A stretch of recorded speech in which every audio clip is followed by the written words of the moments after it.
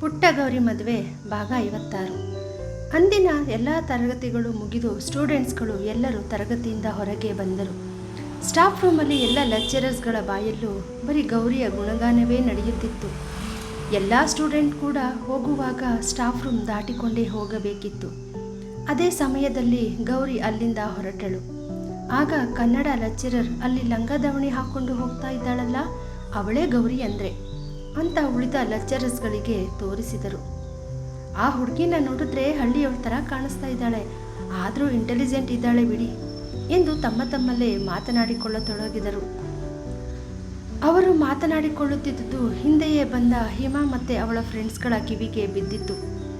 ಹಿಮಾಳನ್ನು ಮತ್ತಷ್ಟು ಉರಿಸುವ ಸಲುವಾಗಿ ಅವಳ ಫ್ರೆಂಡ್ಸ್ಗಳು, ನೋಡಿದ್ಯಾ ಹಿಮಾ, ಬಂದ ಮೊದಲ ದಿನವೇ ಆ ಗೌರಿ ಹೇಗೆ ತನ್ನ ಹವ ಇಟ್ಟಿದ್ದಾಳೆ ಅಂತ, ನೋಡು ಎಲ್ಲರಿಗೂ ಸೆಂಟರ್ ಆಫ್ ಅಟ್ರಾಕ್ಷನ್ ಆಗಿಬಿಟ್ಲು.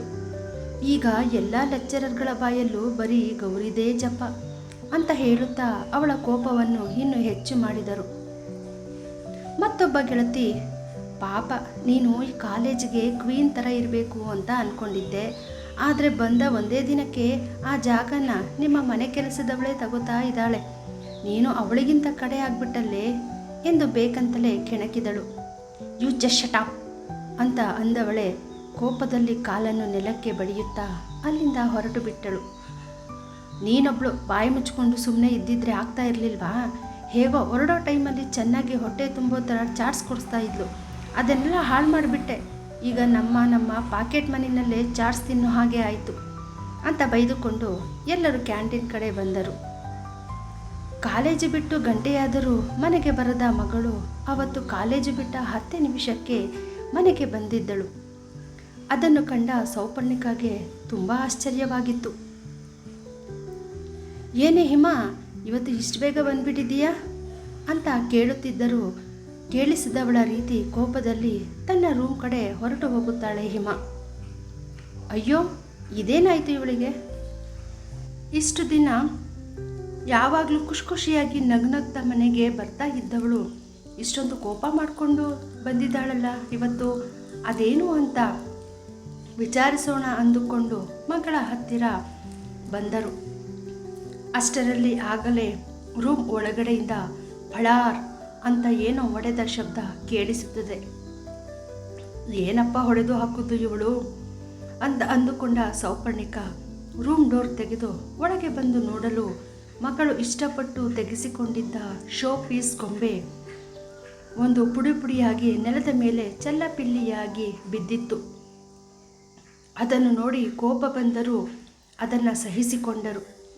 ಏನಾದರೂ ಕೋಪದಲ್ಲಿ ಬೈದರೆ ಮತ್ತೆ ಬೇರೆ ವಸ್ತುಗಳನ್ನು ಹೊಡೆದು ಹಾಕುತ್ತಾಳೆ ಅನ್ನೋದು ಸೌಪರ್ಣಿಕಾಗೆ ಚೆನ್ನಾಗಿ ತಿಳಿದಿತ್ತು. ಆದಷ್ಟು ಕೂಲಾಗಿ ಮಗಳ ಹತ್ತಿರ ಬಂದು ಅವಳನ್ನು ಮಂಚದ ಮೇಲೆ ಕೂರಿಸಿ ಕುಡಿಯಲು ನೀರು ಕೊಟ್ಟು ಸಮಾಧಾನವಾದ ನಂತರ,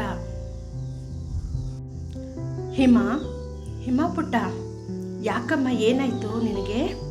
ಪ್ರೀತಿಯಿಂದ ಅವಳ ತಲೆ ಸವರುತ್ತಾ ಕೇಳಿದಳು ಸೌಪರ್ಣಿಕ.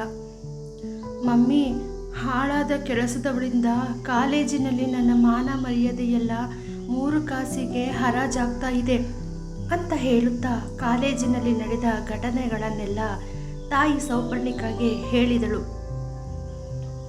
ಅದನ್ನೆಲ್ಲ ಕೇಳಿದ ಅವಳಿಗೂ ಕೂಡ ಗೌರಿಯ ಮೇಲೆ ಸಿಟ್ಟು ಬಂದಿತ್ತು. ನೋಡು ಮಮ್ಮಿ, ಅದೇನು ಮಾಡ್ತೀಯೋ ಹೇಗೆ ಮಾಡ್ತೀಯೋ ನನಗೆ ಗೊತ್ತಿಲ್ಲ, ಒಟ್ಟಿನಲ್ಲಿ ಆ ಗೌರಿ ನಮ್ಮ ಕಾಲೇಜಿಗೆ ಬರಬಾರ್ದು ಅಷ್ಟೇ. ಅವಳು ನಮ್ಮ ಕಾಲೇಜಿಗೆ ಬಂದರೆ ನನಗೆ 3 ಕಾಸಿನ ಬೆಲೆ ಇರೋದಿಲ್ಲ ಗೊತ್ತಾ? ನಮ್ಮ ಕಾಲೇಜಲ್ಲಿ ನಾನೇ ಟಾಪರ್ ಆಗಿದ್ದೆ, ಈಗ ಅವಳು ಬಂದಮೇಲೆ ನಾನು 2nd ಪ್ಲೇಸ್ಗೆ ಹೋಗೋ ಹಾಗೆ ಆಯಿತು. ಅದು ಅಲ್ಲದೆ ಇವತ್ತು ಕ್ಲಾಸಿಗೆ ಬಂದಿದ್ದ ಲೆಕ್ಚರರ್ಗಳೆಲ್ಲ ಅವಳನ್ನು ಎಷ್ಟು ಹೊಗಳಿದ್ರು ಗೊತ್ತಾ? ಕಾಲೇಜಿನಲ್ಲಿ ಆದ ಘಟನೆಗಳನ್ನು ತಾಯಿಯ ಮುಂದೆ ಹೇಳಿಕೊಂಡಳು ಹಿಮಾ. ಆ ಮನೆ ಕೆಲಸದವಳಿಂದ ನಿನಗೆ ಇಷ್ಟೊಂದೆಲ್ಲ ಪ್ರಾಬ್ಲಮ್ ಆಯ್ತಾ?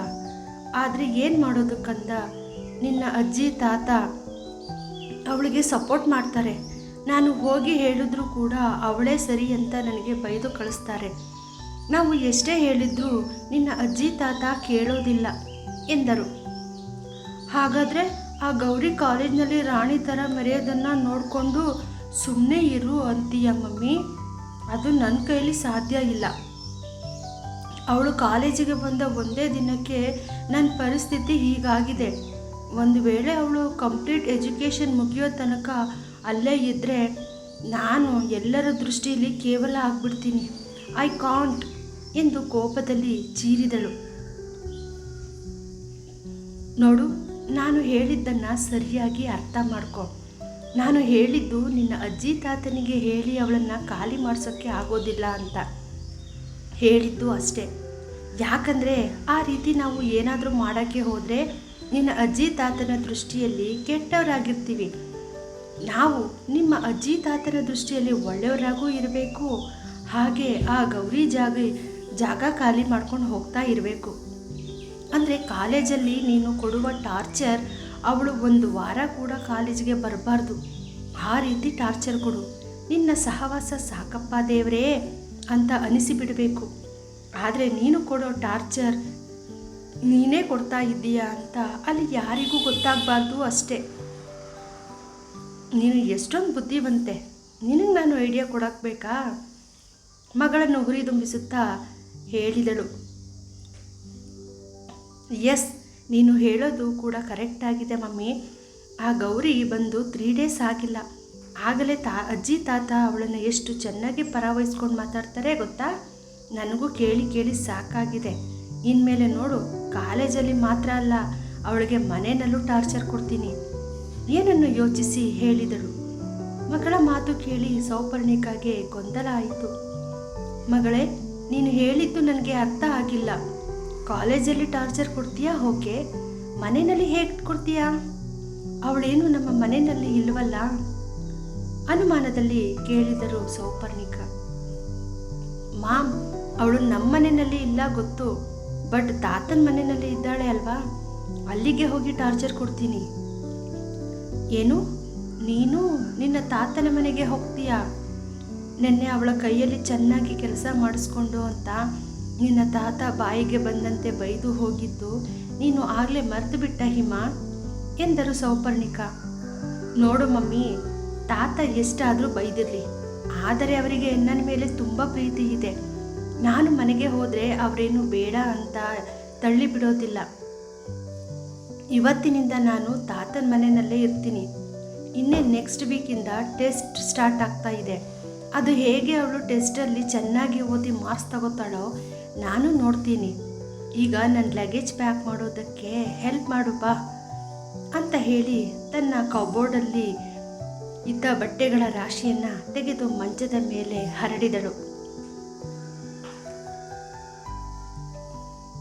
ಸೌಪರ್ಣಿಕಾ ಆಗಲೇ ಲೆಕ್ಕಾಚಾರಕ್ಕೆ ಇಳಿದಿದ್ದಳು.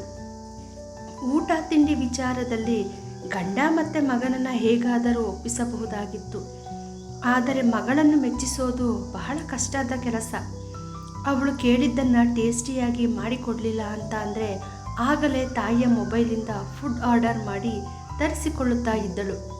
ಜೊತೆಗೆ ಪಾಕೆಟ್ ಮನಿ ಅಂತ ಹೇಳಿ ಪ್ರತಿದಿನ 500,000 ಅಂತ ಕೊಡಲೇಬೇಕಾಗಿತ್ತು.